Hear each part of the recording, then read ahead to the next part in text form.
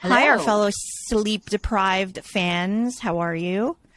Today on Hopefully this not. podcast, we thought we would discuss difficult people and setting boundaries. Super important. So I think my friend Jess here is like the queen of that. I actually really struggle in this area with, difficult people and setting boundaries. I think in the past when I was younger, I was actually better at it because I cared less what people thought of me, and I would react really quick. So like if someone was rude, I'd be really quick to be rude back. But I feel like now that I've gotten older, I have this mentality of like, if someone is rude to me or insults me, I'm just like, I don't want to bother. Like, I don't want to go to your level. And I feel like sometimes people take that response as like, I'm weak. I'm like, I'm taking their, shit, as they say, which is not the case. At least I don't see it like that. Because you don't Where want to stir anything up. It's not even stir anything up. I feel like, okay, for an example, I don't get along with my mother-in-law. We've had like some really tough conflict, and we're at the point where we don't really even talk to each other anymore because she said a lot of really hurtful things to me. And in response, I didn't say anything to her, like when I could have, like in the heat of the moment. And it wasn't once or twice, or it was multiple times that we had like, heated discussions, more like just her insulting me. And I never said anything. I kept my mouth shut. One, because I kept in mind that she's my mother-in-law. She's the mother of my husband. And anything I said to her, I know, like, I feel like she wouldn't even, like, care. He would be more hurt by it than I would. So I always kept that in the back of my head. And then the other thing is just personality-wise, like, now, I'm not really a confrontational person. Like, unless, like, someone is doing something to my children or physically touching me, like, I just rather walk away. I feel like there's so many crazy people in the world now. There are all these school shootings, people who stab people on the subway. I mean, like, so if I can just... That's different, right? Like, outside third parties, you should really keep a calm demeanor because you don't know who you're going to mess with. But I think having boundaries with those people that are close to you, family, friends, it's really important. And I think I want to say efficient, but sometimes I'm not good at it. But I have become more like that because like you were saying, now that you're older, you're like, I don't want to deal with it. I have actually gone the opposite way where I've always been like that, but I am now taking it a little bit to an extreme because I'm so fatigued from life, from work, well, I'm not working now, but like, like the work of being a mom and a wife and a house owner, like that is just so much, right?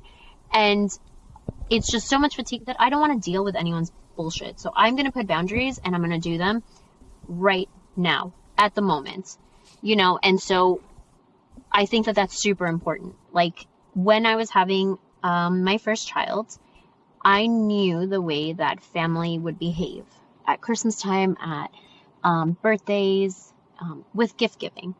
We don't want to have an overload of gifts at any point in time. And we want the gifts to, be an opportunity to learn. We want them to be a certain amount, like books, whatever, Legos, things that are efficient, not like dolls 24/7. So I wrote a very nice letter. I had my husband review it and he put his little touch, and I can actually, share it with you guys so that if you're in that situation and you're about to have a baby and you want to set boundaries before that baby comes, you can. And edit it as you wish.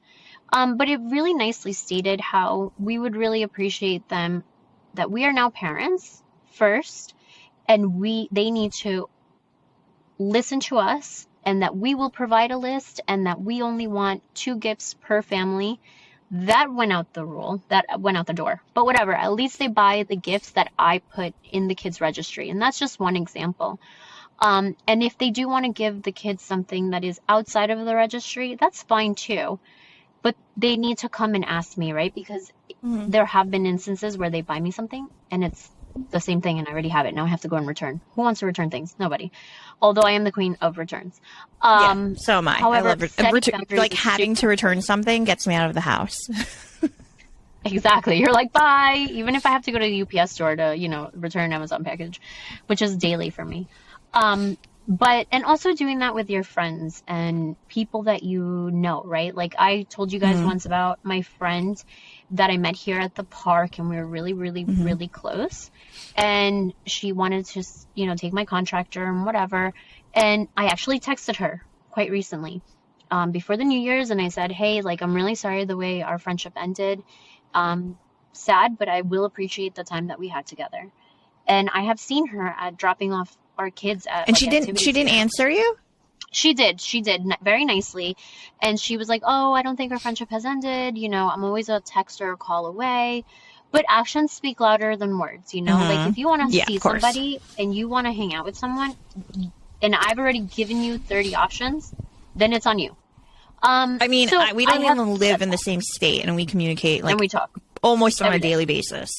Exactly. So and we're super busy because we both have two Mm-hmm. kids. Yeah. So I didn't reply back. I saw her dropping off our kids at an activity, and she was like, "Oh, I replied to you." But the text was a non-answer. Like there's nothing for Mm-hmm. me to reply to.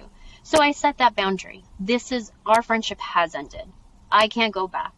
This is it. So we see each other, hi, bye, and that's it. And we're very pleasant with one another. But Yeah. I know that that's not gonna go into fruition anymore. You know, my in-laws are coming. It's very difficult for me to get along with them sometimes because they can be very particular. Um, my father-in-law wanted to buy us outdoor furniture. That is not my style. And he now knows that he can't just go and buy something because I Mm-hmm. will get upset. He sent us a picture and he said, can I buy these outdoor furniture? And I'm like, no. And I told him, no, you can't. So he's not buying it. And it was like this wicker thing. Like, I hate it. So it's just setting those boundaries so that they know and that they can respect you. And I think that that is super key and super important, um, especially once you have kids, right? Like, um, you don't want anybody to interfere. And I do that with my mom sometimes when I'm reprimanding my daughter, um, and my mom will talk over me and wants to reprimand her on top of me. Yeah, And I'm just that's like, something I'm sorry, I was speaking. that's something And so I she stopped. struggle with my own mother. I feel like it's It's really hard hard because I feel like it's strange, right? They always say it's easier to deal with your own mother than other people, which is true because when my mom even to some reprimands extent. me or says something like, I get it, she's my mom. But Yeah. it's hard when it comes to your own children because I wouldn't say my mom steps over my toes, but I just get annoyed when she's constantly telling me like how to raise my kids. She's like, "Oh, they're cold. You should put socks on them. It's too hot. You should, put the AC on for them." And I'm just like, there's a comment for everything. Like literally, I don't think there's not one time she does on commentary for something. And Yep. I do blame myself a little bit because I feel like I've never set any boundaries, so it's a free for all with her. Yeah. I think with our And I feel moms like now if I especially, do set we're so boundaries, close. Oh, it's going to be explosive. like we're extremely close to our mothers. Like my mom is my Bethel, and Yep. like I complain about her, but like she's my go-to person no matter what. But it's hard because Hmm. sometimes I don't know. Sometimes I want my friend. I don't want my mom. Exactly. Like sometimes you don't want to comment, like you just want her to listen and not give you some sort of advice where you're like, I just want to vent Yeah. to somebody, Yeah. and that's the person you want to vent to I mean, because I you know you're don't. best. I really think I struggle with boundaries. I really like genuinely do. Not just with my mother, with lots of people. Like, I'll give an example. So, like my husband, who for the most part is great. He's not perfect, but he is originally from Turkey, and he likes to go yearly to Turkey. So we were gonna go together as a family, and whatever. And something happened. We ended up not being able to go, but he still wanted to go. So last minute after we decided we were no longer going to go, he told me he found a ticket and still wanted to go. And I said, okay. But it was like kind of like that okay where you're just like, why would you Don't even go. ask me, And Right. but see, that's my fault, right? I should have said don't go. No. Yeah. I didn't. Well, I that said happened okay. And I said okay. today with my husband, right? He was gonna go out all day. He's out all day with, friends or colleagues, whatever. He wanted to go to the gym before. And I was like, no. You get a whole day by yourself and then you want to do something in the morning instead of helping with the kids? No. I mean, he didn't like it. Yeah. But then he understood, but because you need to make yourself happy too. You can't have yourself be miserable so that the other person's happy. There has to be an even compromise. So I think I don't want to call myself a people pleaser. I don't think I'm that either. But I think, I think again, it's the whole thing where I like to avoid conflict. As I get older, I'm like starting to self-reflect on like certain behaviors I do. So like, I don't blame him fully because I don't ever say no really. So that's also my fault. Like I need to be more verbal and like you said, set boundaries and say, no, I don't want you to do that. It makes me unhappy when you do that. So I think that's one of the things people have to recognize. Like I'm trying to recognize it myself that I have a hard time just saying no because I don't want to make the other person upset or mad or I don't want to fight with that person. But then it makes me unhappy. Yep. Exactly. I love a good fight, so I'm down. Oh, we know. We know. I just think it's really important, to do that for yourself and to show your kids that, right? Because you don't want your kids to be like, okay, I'll do it because it'll make you feel better. Yeah, like, it's just not what it is. Like, that's what I sometimes struggle. Like, I make a conscious effort to tell my daughter, like, oh, do you want to give a hug to your granddad, grandma? Like, I don't say you have to go, right? Because she doesn't. And I remember as a child, like, it was like, you have to hug your grandma. And I hate my grandma. Especially in Latin culture. Side. Right. Especially in Latin culture. Like, you have to say good morning, good afternoon, good evening, hug, hello. I mean, like, God forbid you miss any of the following. Like, you were trash. Right. You're like, you're going to be sent to the corner and stay there forever. But, I want my kids to learn that boundary. Like, you don't have to hug somebody if you don't want to. And that's when you start teaching them now. And those very, very, really, really basic things. And I think what's important, and actually my brother-in-law told me this, because we were going to a family reunion and I was having a hard time and I was like, I don't want to go because I don't want to see your family. I'm close to my brother-in-laws, thankfully. And he said, well, why don't you just approach it right there and right then? Because I am the type of person that likes to sit with you afterwards because I've calmed down and then have a conversation with you. And then you're going to think that I'm attacking you. But it's the way that I function because I have time to write out an outline and I can tell you everything that bothered me. So he said, why don't you like nip it in the bud as soon as you see it? So an example, I see my sister-in-law talking about me to my other sister-in-law and my mother-in-law because I left the kids with them because they tell me that, they want to spend time with them. They don't live here. And so I thought that was the right thing to do. But apparently mother-in-law had not eaten. I didn't know that. Usually my mother-in-law only eats at dinner. But my sister-in-law wanted her to eat. Okay. So they were upset with me because I wasn't taking care of my kids. But if I take care of my kids, that's a problem, right? Because then I'm not letting them be close to them. So he said, why don't you, like, you don't want at them that to be close to moment, them. you say, right. So at that moment, say to them, hey, it seems like you guys are talking about me. It seems like there might be a problem. Please let me know. Is there? And so this way, you're making a suggestion and you're going to see in their expression and they're going to have to change or they're going to have to tell you what's wrong, right? Because you've already approached it. And so now they know you mean business. And then in the future, that's going to be a boundary, right? Like they're going to be like, I'm not going to talk shit about her in front of her. Or I'm just going to go up to her and be like, hey, can you go and take your kids? I really want my mom to eat. And that's fine. That's a simple thing. But at least you're nipping in the butt right there and then. Like, you don't have to talk about it, 1 hour later for 30 minutes at the table. Because that's the type of confrontations that I do. So that's been my new approach. Where my in-laws come and they're doing something that I don't like. And I'm just like, I'm so sorry. We don't do it that way. But let me show you how we do it. And that just ends it because they don't know what to do, right? You're nipping it. I highly suggest that strategy. I mean, like you telling me this, it sounds so easy to do, but like in my like brain as I'm processing it, I'm just like, I don't know if I could do that, because I'll say this. My in-laws are really volatile, at least my sister-in-law and mother-in-law. Like if I were to say something like that, it would immediately escalate. So I think it also depends on who you're dealing with. Yes, of course. And especially, but maybe, yeah, I think, maybe but I it agree wouldn't with have you. happened.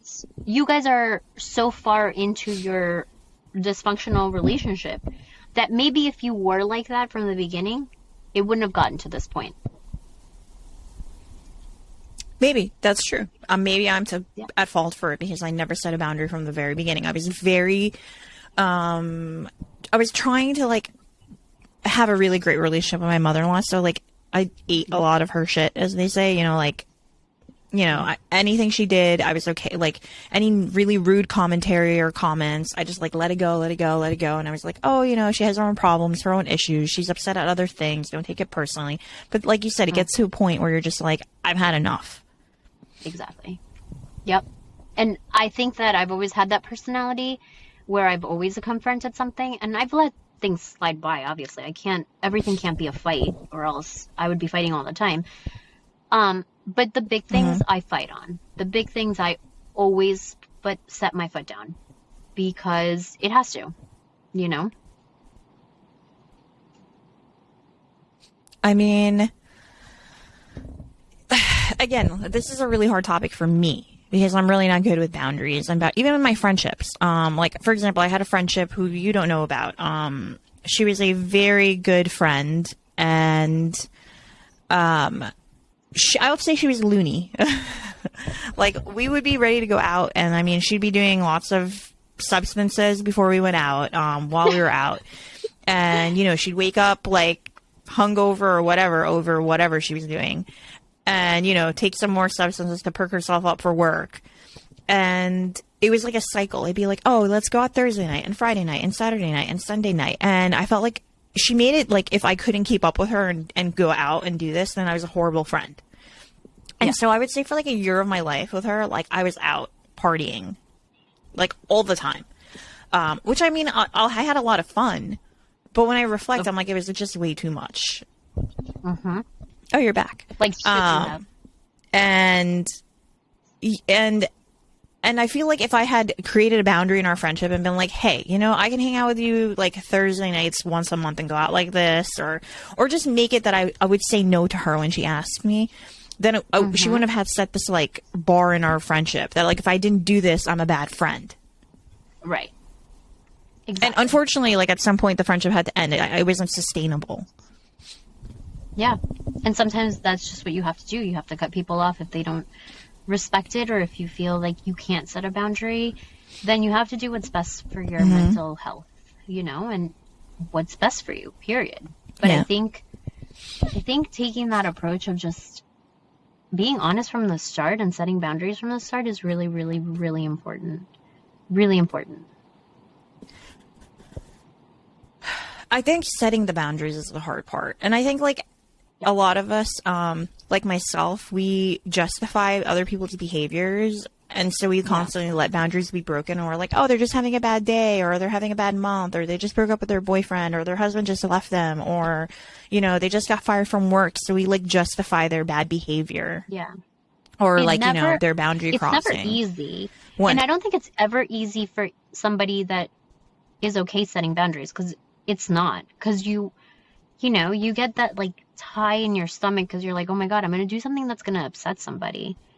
But then you let it go and you let it go, and it's going to only affect you more, period. Like 100%. Yeah. And that's why I've started to take more actions like that, because my mother and father-in-law would come and visit, and I would be depressed for 2 weeks after because they made me feel like shit, like I was nothing.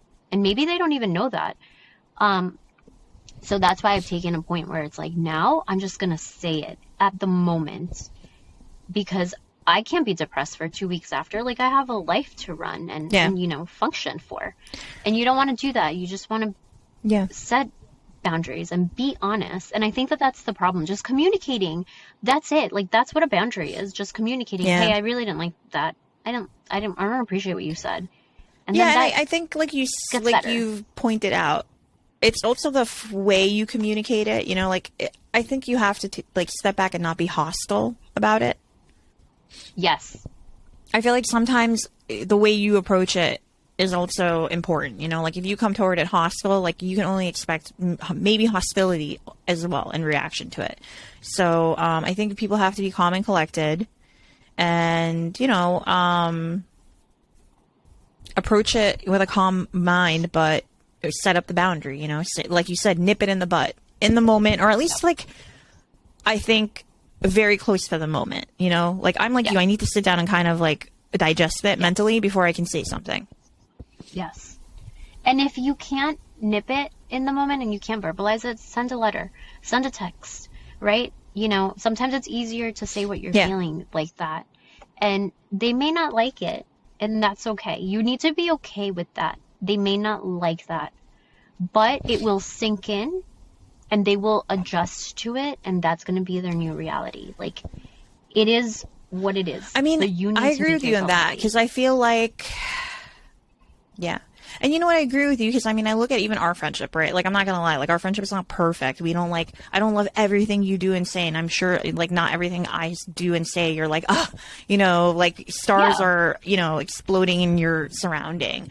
But we're very, like, vocal. I feel like if I'm annoyed with you or something happened, I'll be like, oh, hey, like the other day X, Y, and Z happened. And I'm not going to lie. Sometimes it's a little discomforting because I don't want to have conflict with someone I'm so close to. But I'm just I know you so well that I know you're going to see it and be like, okay, dude, like, I'm sorry. Like, forget about it. Let's nip it in the bud. Let's move on. Do that. Right. At least you're aware. And I feel like sometimes when you, and I feel like you just said, I feel like, I'm sorry, I'm interrupting, but I feel like if you nip it in the bud also with someone you're close to and who you appreciate and love, usually their response is way better than like what you've imagined in your head. I feel like what we think in our head, like I won't lie, like I imagine conversations in my head. Like I'll be like, oh, I'm going to tell this person like this, and they're going to answer me like that, and then I'm going to answer them like this. I have like preemptive conversations in my head, and then when the actual conversation happens, it's like 2 seconds, and it's nothing I like rehearsed in my mind, and then I'm just like, and it's much simpler